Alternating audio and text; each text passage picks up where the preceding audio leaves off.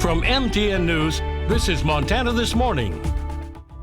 Unfortunately, when any moisture gets on this road, even with a four-wheel drive, it's not traversable. Billions of dollars on Montana bridges. What work is being done to stop them from crumbling and how small communities are impacted? Coming up, I'm in Babb, Montana to take a look at the progress of the St. Mary's River Siphon Project. I thought it would be really fulfilling and really impactful for the community. Plus, compassionate care, what Billings nurses learn to help sexual assault survivors. Alrighty, all those stories and a lot more coming up in the next hour. Good morning and welcome to Montana This Morning on this Thursday, April 17th. I'm Augusta McDonnell here with Miller Robson. And good morning, everyone. We told you you'd probably be waking up to some snow this morning, and guess what's out there? It is. We got some snow, thick, wet snow. It is, and it's causing problems. You don't know, we've had some issues here at the studio, so we do apologize for that. It's actually wreaked havoc on my weather system, but we're going to soldier through this morning, and it's all because of this. That's that wet, heavy snow, so some power lines probably being affected, some slushy conditions out there as you're driving, so please be careful. Watch out on the sidewalks as well. Ponding of the roads out there. We got a lot of moisture out there. We've had over a half an inch of moisture officially at the airport with the rain and the snow. We've had about 3 inches of snowfall already at the airport. In fact, let's go ahead and take a look. So just watch out this morning. And even though the snow probably, hopefully by drive time heading home later today, it's going to taper off. The roads will still be impacted out there, and we've got gusty winds, maybe in excess of 40 miles an hour. So the snow that still is on the ground, it's going to be blowing around out there. So during your commute this morning all the way through today, through this evening, just be careful out there. Now we're coming off a day yesterday, wasn't as warm as the day before, but we hit 67, so still a good 10 degrees above the norm. Our low of 31, we actually hit that last night as that cold front came through and really dropped those temperatures, bringing in the rain first and then the snow.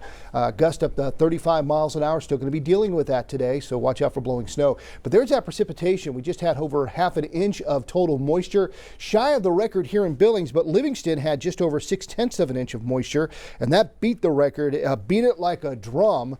The record was 0.37 inches back in 1989, so you almost double that, so pretty good there. Yeah, 3 inches already at the airport. We could get a total of 8 inches of moisture here, or of snow here in Billings, and over maybe an inch of moisture off of this system. So we're really good with our moisture totals and our snow totals. But hang in there. Tomorrow afternoon looking pretty good. Saturday looks fantastic on Saturday.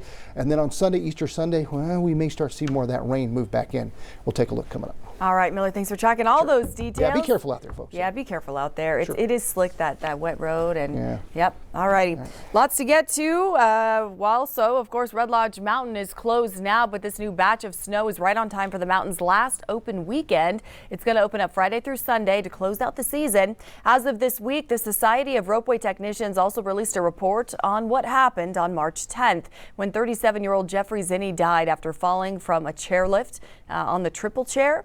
They say the top terminal is now fixed, noting that, these are their terms, the normalization of deviance of this type of incident started decades ago. We've got their full report and a summary on ktvq.com.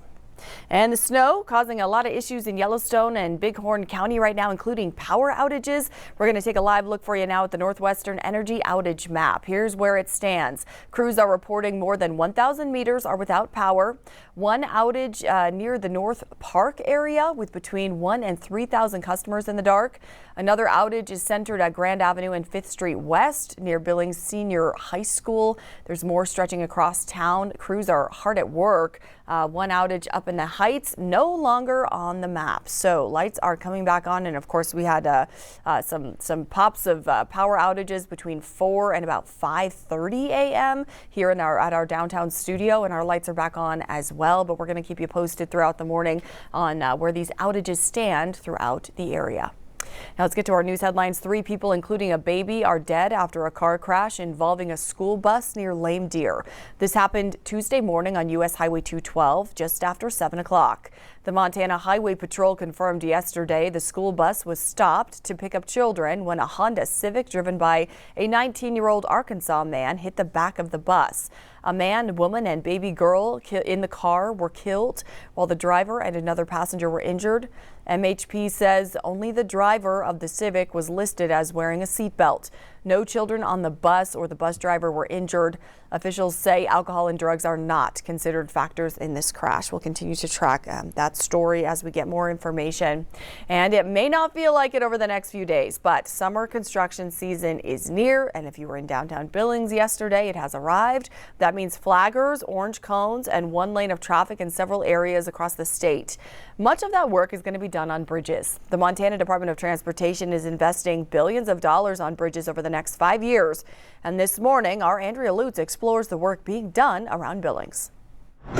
The state of our bridges This deck is pretty old. is on the mind of Shane Johnson. Let's say it's 40 years old. So he's making sure this bridge gets the attention it needs. And it's just wore down in spots, especially where traffic's driving. From the surface, you can see patches and even rebar starting to show. When do you think this was last patched? Oh, I'd say probably a couple years ago, maintenance did this. On the North Avenue Canal Bridge in Huntley. But it's a critical corridor to get into Billings for a lot of the Shepherd and Huntley people. So. With 1,000 cars a day, now's the time to resurface it. As we're going to take off part of the concrete deck and replace it.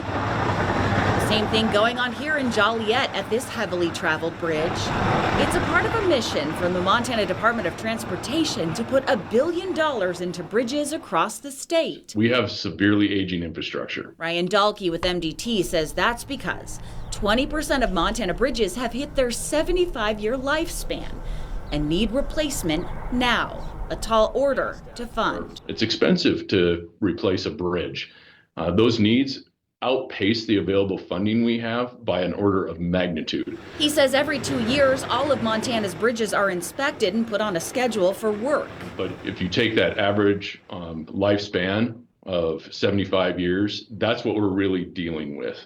Then there are other issues. Deficient bridges can come up with damage, advanced deterioration, requiring closure and that kind of thing to keep drivers safe. All things we've seen in Montana before. I've been here long enough to see a lot of projects that I've worked on, and we're going back to work on them again. Shane has seen it all too. But if we want to keep this deck in good condition for a long time into the future, now is the time to go in and do a maintenance project like this rehab. With projects like this underway, the goal is clear.